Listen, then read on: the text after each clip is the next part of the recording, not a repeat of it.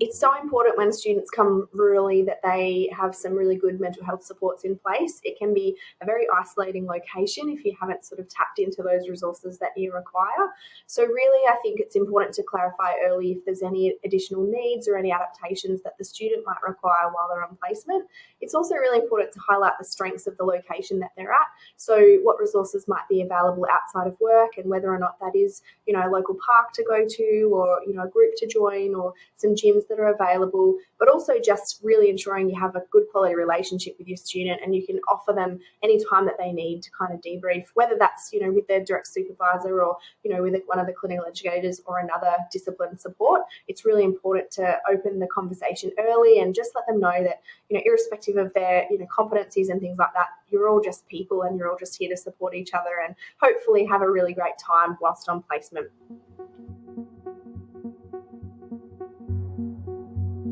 From a university perspective, we were told to prioritise our mental health, particularly on longer placements. So I was in Mount Isa for 5 weeks, and making sure, you are working 40-hour weeks, and ensuring that you are staying on top of things like journaling or meditation or whatever it is that allows you to dedicate yourself as well as keep up to date with your mental health. From a resource or from a HHS perspective, my supervisor gave me different clubs, different gyms, different ways to keep up to date with my health, which is something I find very helpful in staying mentally well and ensuring that I can show up to a placement as best as I can.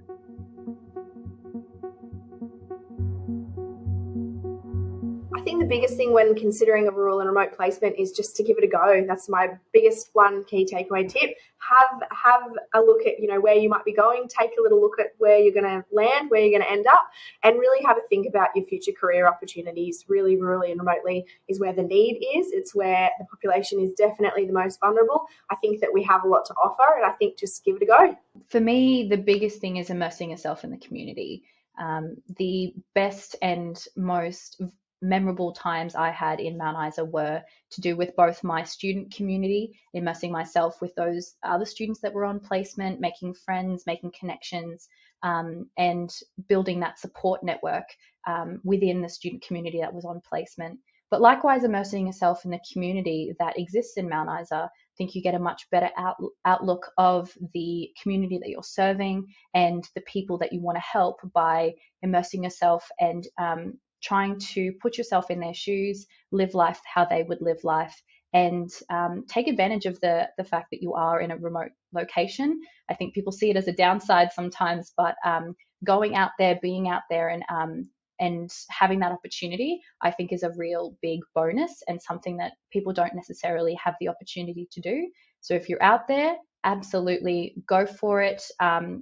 Try and find as many opportunities as you can outside of your placement as well as in your placement as well.